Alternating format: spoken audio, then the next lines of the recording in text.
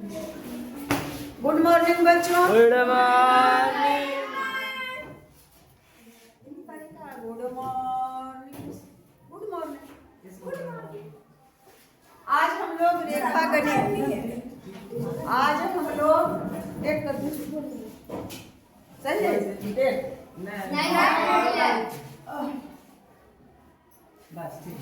रेखा गणित की बेसिक जानकारी सीखेंगे।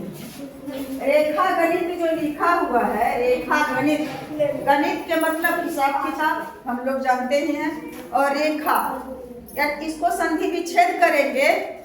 एक आप रेखा गणित को जब हम तोड़ते हैं उस शब्द को, तो रेखा प्लस गणित, रेखा जोड़ गणित मिल करके बन जाता है रेखा गणित।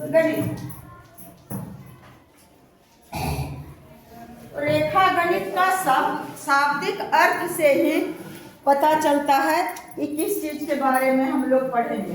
अंक गणित क्या होता है?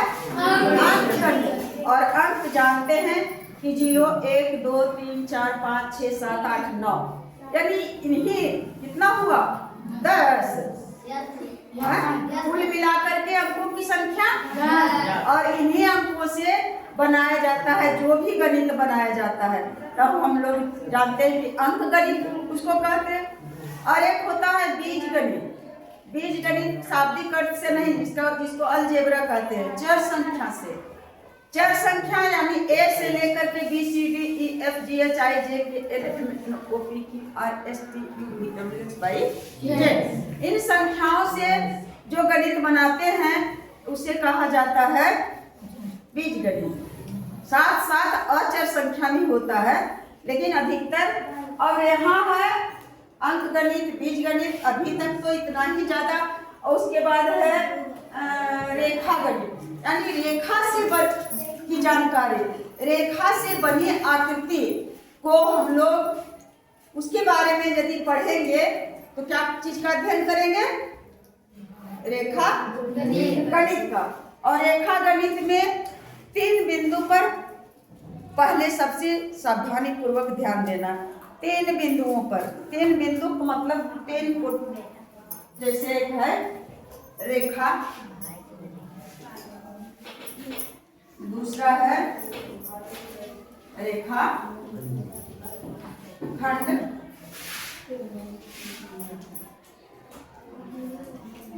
और तीसरा है किरण।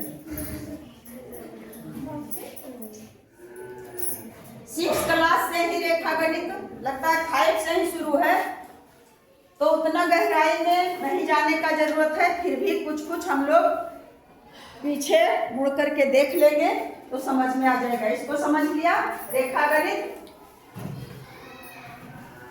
पहले हम लोग बचपन में कहते थे कि रेखा गणित रेखावत नहीं, और बिना मार के आवत नहीं। अरे ज्यादा नहीं पिटाई हूँ, लेकिन एक बार संस्कृत टीचर से देवः देवो देवा देवाभ्याम देवोभ्याम क्या क्या क्या, संस्कृत अभी भी नहीं जानते। उसके लिए लगातार हाथ पर खाई थी। लगातार एक बार हटाते थे तो दुगना उसका होता था। तो हम लोग अच्छे बच्चे हैं, तुम लोग अच्छे बच्चे हो। वह जमाना गया। रेखा, रेखाखंड और किरण, यही 3 बिंदु पर हम लोग फोकस करेंगे, और इसी से आगे चल करके तैयार होगा। ये तीनों को अगर समझ जाओगे तो फिर रेखा गणित समझते देर नहीं लगेगा। रेखा, रेखा एक सीधी रेखा होता है। और एक क्या तुम्हारे नाक में है बाबू? नाक को बदमाशी कर रहा है, नोचनी लगता है। अच्छा, रेखा एक ये भी रेखा है, और ये भी रेखा है। यह रेखा जो है सीधी रेखा है, जिसको सरल रेखा कहा जाता है। और यह सीधी रेखा जो है टेढ़ी मेढ़ी है, उसे वक्र रेखा कहा जाता है। क्या कहा जाता है? वक्र रेखा। टेढ़ी मेढ़ी रेखा को वक्र रेखा और सीधी रेखा को सरल रेखा। और एक बात और इसमें खास जानो कि रेखा में सिर्फ लंबाई होता है, इसका मोटाई और चौड़ाई नहीं होता है। जानते हैं सब? एक इम्पोर्टेंट बात, मुख्य बात है कि रेखा का कोई अंत बिंदु नहीं होता है अंत बिंदु। यह इशारा दे रहा है, तीर का जो इशारा है यह बता रहा है कि आप ले जाइए लगातार, यह रुका है नहीं यहाँ, यह जो दिया हुआ है इधर भी बढ़ रहा है और इधर भी बढ़ रहा है। यह टेढ़ी मेढ़ी है तो न जाने किधर किधर, लेकिन बढ़ रहा है ना। रेखा का कोई अंत बिंदु नहीं होता है, जान गए? रेखा में न तो चौड़ाई न तो मोटाई, सिर्फ लंबाई होता है। रेखा दो तरह के होते हैं, एक सरल रेखा, सीधी रेखा सरल रेखा कहलाता है, और वक्र रेखा टेढ़ी मेढ़ी रेखा वक्र रेखा कहलाता है। इतना समझने में किसी को दिक्कत? No ma'am. तो टेढ़ी मेढ़ी रेखा से हम लोग सीधी रेखा का ही अध्ययन करेंगे, यानी सरल रेखा का ही। ये हो गया सरल रेखा का उदाहरण है, दिख रहा है? उसके बाद है रेखाखंड। रेखा का खंड, रेखाखंड के शाब्दिक अर्थ से पता चलता है कि रेखा का खंड यानी रेखा का टुकड़ा, रेखा का टुकड़ा। एक रेखाखंड भी रेखा के तरह ही है, रेखाखंड का भी मोटाई और चौड़ाई नहीं होता। यह रेखा का टुकड़ा होता है जिसका दो अंत बिंदु निश्चित होते हैं।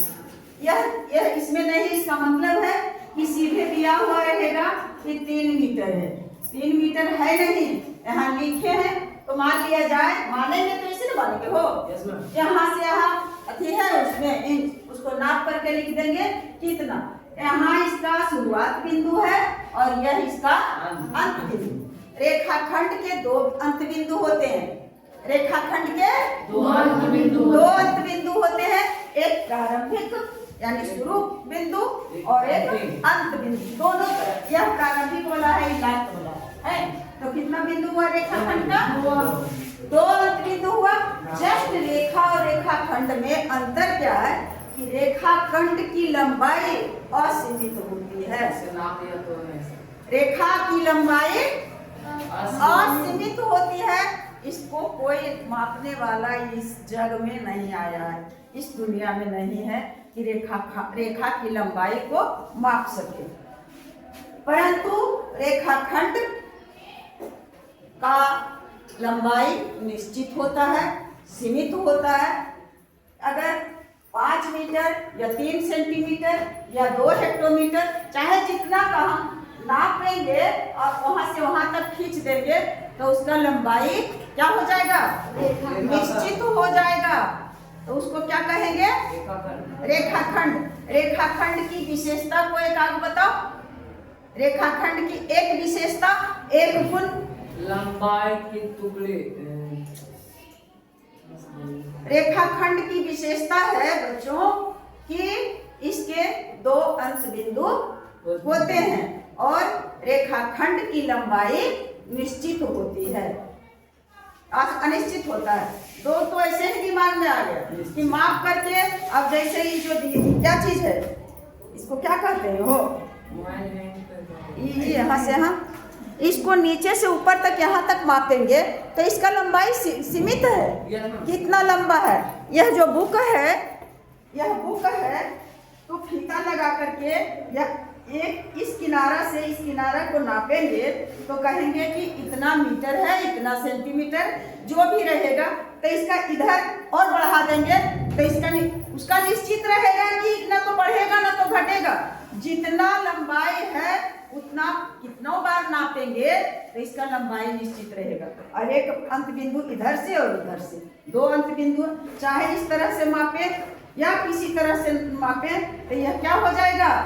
रेखा खंड। यह देखो, ये इसको लो, ये मोबाइल का है कवर।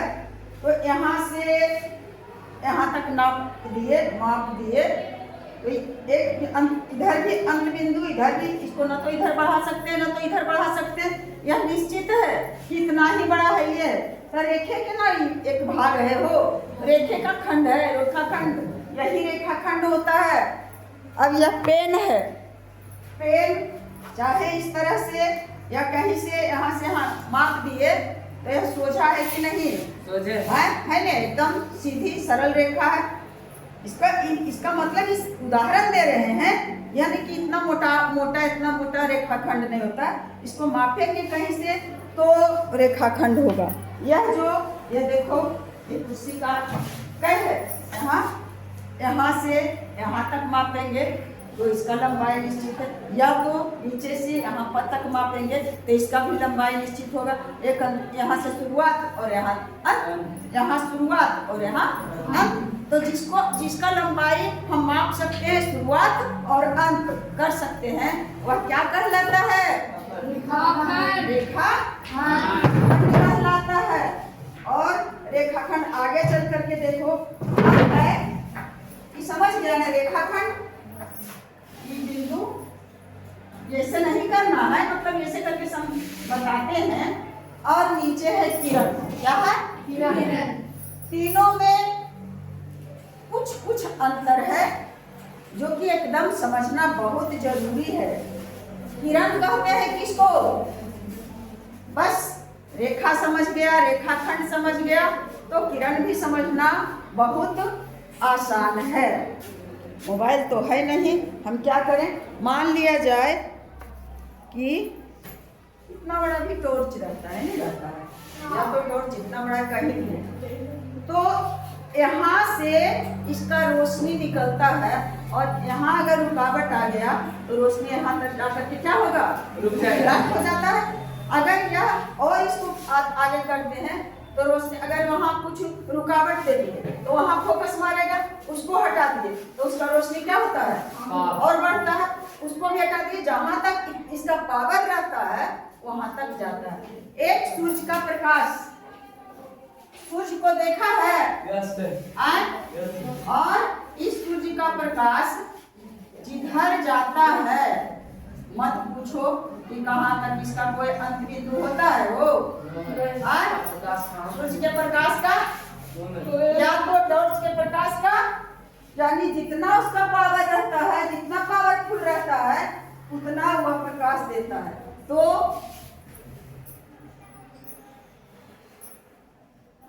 वैसे रेखाखंड जिसका एक बिंदु निश्चित होता है और दूसरा बिंदु अनिश्चित होता है। यह यहाँ से शुरू किए, यह तय है कि यहीं से है, इधर नहीं है, बस यही है, इसको इधर नहीं बढ़ा सकते हैं। और दूसरा बिंदु है जो कि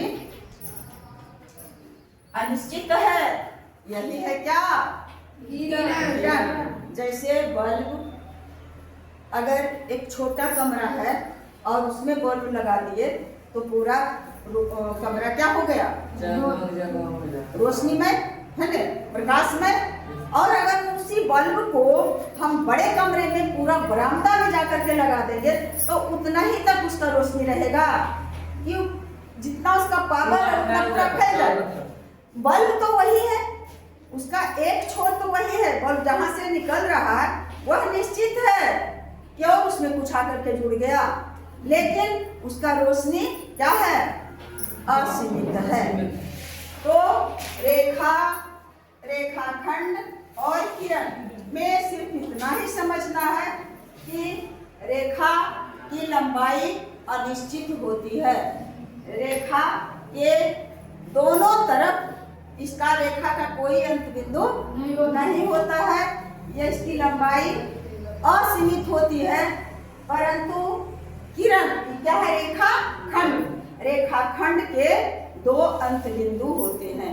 कितने अंत बिंदु होते हैं? दो अंत बिंदु होते हैं और रेखाखंड की लंबाई निश्चित होती है। क्या होती है? निश्चित होती है। रेखा की लंबाई निश्चित होती है। दो में रेखाखंड की लंबाई निश्चित है। रेखा की लंबाई निश्चित होती न वो अनिश्चित होती है ना? वो अनिश्चित हाँ? अनिश्चित रेखाखंड की लंबाई अनिश्चित निश्चित होती है मैम। रेखाखंड की लंबाई अनिश्चित रेखाखंड की लंबाई निश्चित होती है। रेखाखंड की लंबाई निश्चित होती है। हाँ, यहाँ एकदम घुसा लेना। रेखाखंड की लंबाई निश्चित होती है, परंतु रेखा की लंबाई अनिश्चित होती है। रेखा के 3 अंत बिंदु होते हैं। रेखा का एक में है 1 अंत बिंदु होते हैं, दूसरा में है 2 अंत बिंदु होते हैं, तीसरा में है 3 अंत बिंदु होते हैं, और चौथा में है कि 1 भी अंत बिंदु नहीं होते हैं। कौन सही होगा? चौथा। रेखा का कोई अंत बिंदु होता है? नहीं होता है। तो इसमें कहिए नहीं सकते हैं कि 1 अंत बिंदु होता है, कि 2 अंत बिंदु होता है, कि 3 अंत बिंदु होता है। नहीं समझ में आया? रेखा का अंत बिंदु नहीं होता है। बस रेखा का अंत बिंदु नहीं होता है। रेखाखंड का अंत बिंदु होता है। 3 होता है। रेखाखंड का अंत बिंदु 2 होता हाँ? 2 होता। रेखाखंड का अंत बिंदु 2 अंत बिंदु होते हैं। रेखाखंड के कितने अंत बिंदु होते हैं? और किरण के कितने अंत बिंदु होते हैं? 1 अंत बिंदु होते हैं। और किरण की लंबाई निश्चित होती है, अनिश्चित होती है, लेकिन एक छोर निश्चित होता है और उसका दूसरा छोर अनिश्चित होता है। परंतु रेखाखंड का तो एकदम दोनों तरफ निश्चित है, और रेखा का दोनों तरफ नहीं, दोनों तरफ असीमित दूरी तक उसको बढ़ा सकते हैं। तो यही था रेखा, रेखाखंड और किरण। आप लोग में से कितने बच्चे हैं जो रेखा के बारे में पूरी तरह समझ गए? हाथ उठाइए। और कितने बच्चे हैं जो रेखाखंड के बारे में समझ गए? झूठ नहीं कहना, क्योंकि इसी से हम बढ़ेंगे। रेखाखंड, रेखाखंड और किरण करीब करीब समझ गया? पूछेंगे, अभी तुरंत नहीं पूछेंगे, समय दो। और अब इन्हीं से संबंधित रेखा खंड ही तैयार करता है कोण को। क्या करता है? कोण को। एक रेखाखंड मान लिया, एक रेखाखंड है, ए और बी क्या है? रेखाखंड है। देख रहा है? ऐसे है वो कहीं यहाँ से यहाँ तक, इधर शुरू का बिंदु है और ये लास्ट का बिंदु, और इसी AB पर यहाँ एक प्रतिच्छेद कर दिए, एक रेखा खंड, और इसको रख दिए, इसको A और इसे यहाँ कर दो B। और नाम कहीं से कहीं कुछ भी कर सकते हैं, है ना? बस सुटेबल होना चाहिए। तो इसमें यह क्या चीज तैयार हो गया? त्रिभुज। क्या तैयार हुआ? कोण तैयार हुआ। रेखाखंड BC पर यह प्रतिच्छेद किया, रेखाखंड आकर के AB, यह बिंदु जो है यहाँ आकर के झुकाव पैदा कर दिया, है ना? और यह झुकाव से जो ये स्थान बना उसको क्या कहते हैं? कोण कहते हैं। तो कोण को हम प्रदर्शित कैसे करते हैं? मतलब दिखाते हैं कैसे, लिखते हैं कैसे? एंगल मतलब होता है कोण हो। तो इसको लिखना है, कोण है कहाँ? कोण C है नहीं, कोण A है नहीं, कौन है? B है। तो बार बार कोण लिखा नहीं जाता है। अगर कोण लिखने की जरूरत है तो रेखागणित में ऐसे कर देते हैं कि कोण का क्या हुआ? मार्क चिन्ह हुआ। यह कोण का क्या है? चिन्ह है। मार्क मतलब इसमें बोलता हो चिन्ह हुआ। और अब इसका जरूरत नहीं है, एल के तरह है। इसका मतलब क्या है? कोण है। क्या है? कोण है। और इसमें कोण कितने कोण है? एक कोण है। और इस कोण को यहाँ लिखना है कि कैसे लिखें कोण। तो इतना जान लो कि जहाँ कोण बना है वह रहना चाहिए बीच में। तो लिखेंगे ए, पहले लेंगे कोण ए बी सी। कोण ऐसे नहीं लिख सकते हैं, कोण बी सी ए कभी नहीं लिख सकते हैं। कोण सी बी ए लिख सकते हैं, लेकिन सही सुटेबल नहीं है, क्योंकि अल्फाबेट्स में पहले आता है ए। ऐसे सी बी ए भी लिखे तो बी बीच में आ जाएगा, तो उल्टा जैसा नहीं लगता है। अगर कपड़ा है, पैजामा को सिर में पहन ले और कुर्ता को पैर में पहन ले, तो कपड़ा ढकेगा ही, शरीर सही लगेगा। जहाँ जिसका अगर काजल आंख में लगाते हैं तब तो वह काजल है, और वही काजल अगर आंख के अलावा कहीं पर लग गया तब क्या हो गया? कालिक हो गया। है ना? हो तो कोण का चिन्ह पहले समझ लिए।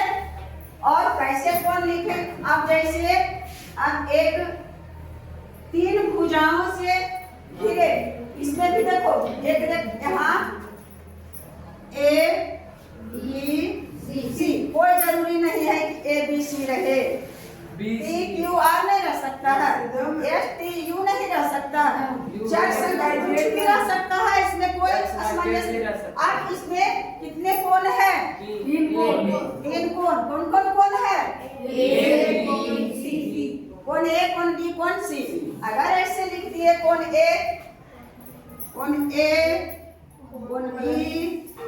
कोण सी, समझ तो जाएंगे, लेकिन यह तरीका शॉर्टकट कभी लिख सकते हैं, परंतु इसको कोण अगर एक और कोण लिखना है, ए की बी किसी एक कोण ए लिखना है, तो हम कैसे लिखेंगे? कोण बी ए सी। तब कोण बी ए सी, तब कौन लिखाया? ए लिखाया। अब कौन लिखना है? बी। कोण बी जब लिखाना है ए बी तो इधर सी ए अभी कहे कि उल्टा हो जाएगा। A B C. बस ध्यान रखना है कि बी रहना है बीच में, और कोण की चिन्ह देना है ए बी सी। कोण ए बी सी, 2 कोण तो हो गया, और एक कोण और बच रहा है। अभी कौन है? कोण सी। तो इसको कैसे लिखेंगे बेटा? कोण बी सी एसीबी लिखेंगे। कोण अगर बी सी ए कर दिए तो देख रहा है बी पहले है और उसके बाद ए है ना? है गलत नहीं है, लेकिन यह उचित नहीं है। इस कोण को लिखेंगे तो कोण ए सी बी, कोण ए सी बी। तो काय कोण हुआ? 3 कोण। दिखाई दे रहा है कितना कोण? 3 कोण ही दिखाई दे रहा है। कोण बी ए सी, कोण ए बी सी, कोण ए सी बी। आगे समझ में? अब इस तीनों कोण को अगर चाहे जिस तरह, अब पहले नंबर ये आकृति किस चीज का है? त्रिभुज। यह इसमें 3 रेखाखंड है। इसमें 3 रेखाखंड है, और यानी 3 रेखाखंडों से घिरे बंद आकृति को त्रिभुज कहते हैं। तो यह त्रिभुज है। त्रिभुज की विशेषता होती है कि त्रिभुज में 3 कोण होते हैं। तीनों भुजा बराबर होती है। कोई नहीं जरूरी है, यह गलत है कि तीनों भुजा बराबर होती है। कैसे होगा तीनों भुजा? हम बताते हैं। त्रिभुज में भी तो तीनों भुजा बराबर होती है। ये त्रिभुज नहीं है, नहीं बाहु त्रिभुज वो त्रिभुज है, तो इसमें तीनों भुजा है बराबर हो, तो फिर कैसे हम बोलें? कोई जरूरी नहीं कि 2 भुजा भी बराबर ही होगा।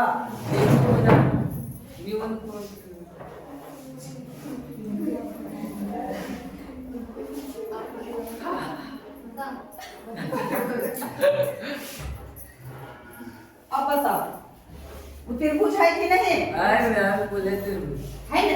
तो तीनों दो भुजा बराबर है, ना तीनों अलग अलग लंबाई। तो यह विशेषता नहीं है त्रिभुज की कि तीनों भुजा बराबर होगी, कभी नहीं। अलग अलग हो सकता है, तीनों बराबर भी हो सकता है, दो बराबर और एक अलग ढंग का भी हो सकता है। बस बस बस एकदम बन जाएगी बहुत थी। तो त्रिभुज की विशेषता ऊपर में लिखा हुआ रेखा एवं कोण। रेखा के बारे में तो हम लोग जान लिए, उसमें अब हम लोग चलते हैं कोण। तो कोण को सब में जिस आकृति में कोण बनेगा उसके बारे में बताएंगे तब ना कोण समझेगा हो। तो पहले त्रिभुज को लिए, तीन भुजा, दो भुजा के बता दिए ए बी और बी सी, इसमें कोण बना। और अगर उसमें तीन भुजा डाल दिए ए बी सी पर एक भुजा ए सी, तो हो गया बंद आकृति, बंद गया। अगर ऐसे रहेगा थोड़ा सा, तो यह त्रिभुज है? नो मैम, त्रिभुज नहीं है। कहीं भी अगर खुला हुआ रहेगा तो कभी नहीं त्रिभुज इसे कह सकते हैं। थोड़ा सा आकर के यही अस्पष्ट नहीं है तो यह भी त्रिभुज नहीं हो सकता है। जब तक बंद नहीं होगा तीनों भुजाओं से तो वह त्रिभुज नहीं कहलाएगा। तो त्रिभुज तीन भुजाओं से घिरे बंद आकृति को कहते हैं। यानी परिभाषा हुआ, त्रिभुज में तीन कोण होते हैं, त्रिभुज के अंदर तीन कोण होते हैं और तीन शीर्ष होते हैं। शीर्ष कहा जाता है, शीर्ष का मतलब चोटी। जैसे पहाड़ है, ऐसे ऐसे पहाड़ आकृति रहता है ना, हिमालय पहाड़ मान लिया है, ऐसे ऐसे इस तरह से पहाड़ का रहता है, कभी चढ़ता है कभी उतरता है कभी। और ये चोटी है, यह भाग चोटी कहलाता है, यही शीर्ष है। तो दो बिंदु जहां आकर के मिल गया तो ये क्या हुआ? ये क्या हुआ? ये क्या हुआ? ए बी क्या है? भुजा। ए बी क्या है? भुजा। भुजा है। ए सी क्या है? भुजा है। भुजा है। और डी सी क्या है? भुजा। भुजा। तो त्रिभुज में कितने भुजा? तीन भुजा।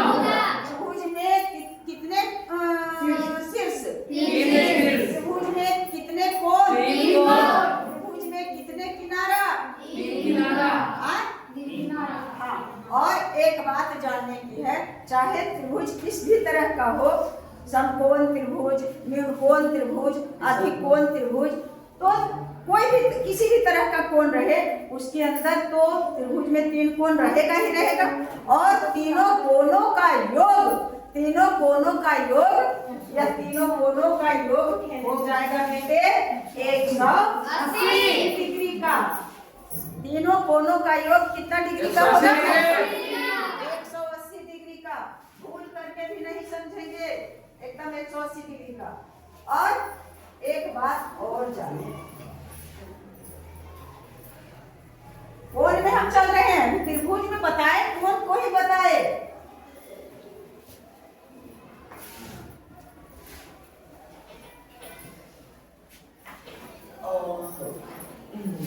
तो ध्यान दो बेटे, अब इसको किरण और रेखाखंड से मिटा देते हैं।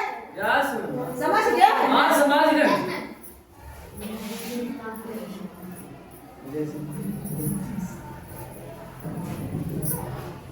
अब एक रेखा खंड यहाँ करके मिला दिया, ए बी और सी। यहाँ बन गया कोण कितना? 90 डिग्री। यहाँ कोण बना है। Yes ma'am. सबसे पहले नंबर ये जान लो, एक रेखा पर एक तरफ कितने डिग्री का कोण होता है? 180 डिग्री का, 180 डिग्री का। और अगर यहाँ इस कोण को दो भाग में बांट दिए, एक कोण यहाँ और एक कोण यहाँ, तो बराबर बराबर बट गया, तो कितना कितना डिग्री? 180 हो गया, इधर 90 डिग्री और इधर 90 डिग्री। यह 90 डिग्री के कोण को कहते हैं समकोण। क्या कहते हैं? को क्या कहते हैं? समकोण। और समकोण समझ गए? और यह जो 180 डिग्री का कोण है इसको क्या कहते हैं बच्चा? इसको कहते हैं ऋजु कोण। 180 डिग्री के कोण को क्या कहते हैं? ऋजु कोण। यानी दो समकोण मिला करके क्या बना देगा? एक ऋजु कोण बना देगा। क्या अभी आएगा तो बताएंगे, जैसे भी आएगा उसे बताएंगे। तो इस समकोण अब मान लिया जाए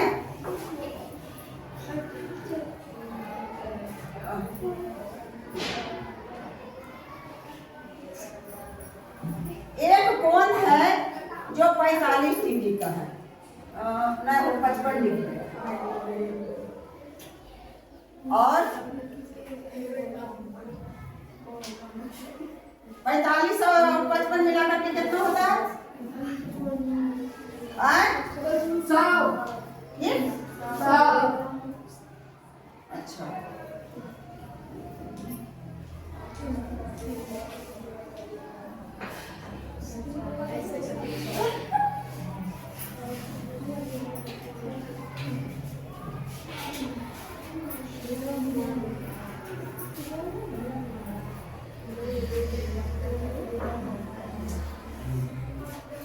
मान लिया यह कोण जो है 35 डिग्री है हुआ। और ये कोण ये जो है ये कोण है कितना डिग्री का? 55 डिग्री। 55 डिग्री और 35 डिग्री मिल करके कितना डिग्री होगा? 90 डिग्री। तो कोई जरूरी नहीं कि 35 या 55 मिल करके 90 हो सकता है। यानी दो कोण कितना भी हो सकता है और दो कोणों को जोड़ करके और अगर 90 डिग्री का कोण बनाता है तो उस कोण को कहते हैं समकोण। उस कोण को कहते हैं पूरक कोण। क्या कहते हैं? पूरक कोण। दो कोणों को के योग दो कोणों को मिला करके अगर वह 90 डिग्री का होता है तब क्या कहते हैं उसको? पूरक कोण। पूरक कोण। एक कोण दे देगा, कहेगा कि निम्न में से कौन कोण पूरक कोण है, तो एक दे दिया। अभी को क्या दिए? 35। अच्छा और कोई घटाओ तो कुछ नहीं? 40 40 50। एक को दे दिया 75 डिग्री और दूसरा है 25 डिग्री। दूसरा में है 35 डिग्री और 45 डिग्री और तीसरा में है 40 डिग्री और 50। 40 और 50 डिग्री और चौथा में है 60 डिग्री और 40 डिग्री। अब बताओ कि 1 2 3 4 पहला कोण क्या डिग्री का है? तो कितना डिग्री मिला करके होता है? 100 डिग्री। तो यह पूरक कोण है? नहीं है। नहीं है। और दूसरा कोण है 35 और 45। क्या है? 35 डिग्री और 45 डिग्री 80 डिग्री पूरक कोण है? नहीं है। क्यों नहीं है बेटे? क्योंकि 90 डिग्री से कम है। ये भी नहीं है। 40 डिग्री और 50 डिग्री 90 है।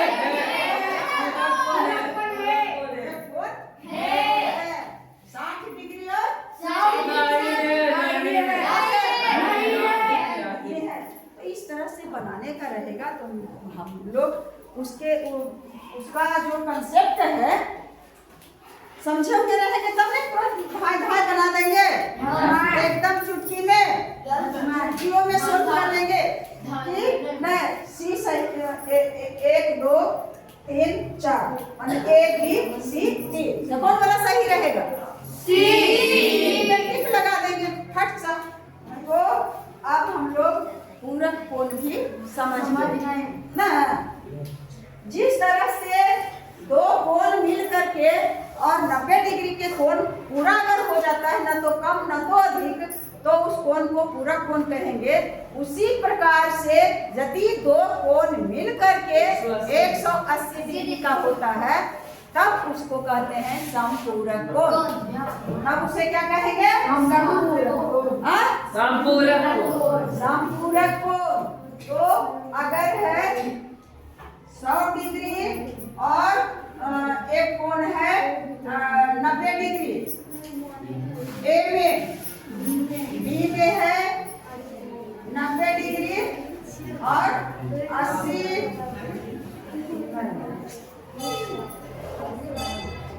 90 डिग्री। अब सी में है, बताने का उदाहरण हो 100 डिग्री और 80 डिग्री।